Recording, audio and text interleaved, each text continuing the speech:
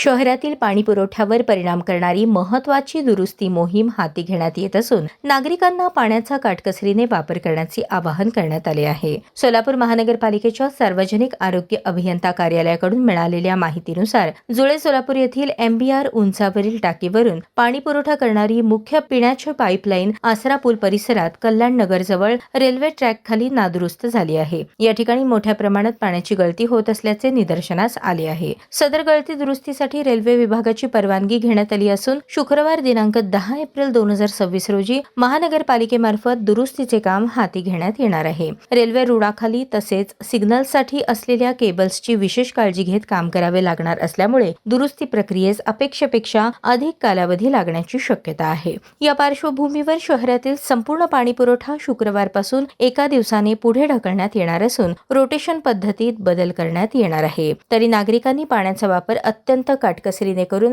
महानगरपालिकेला सहकार्य करावे असे आवाहन सार्वजनिक आरोग्य अभियंता सोलापूर महानगरपालिका यांच्या वतीने करण्यात आले आहे।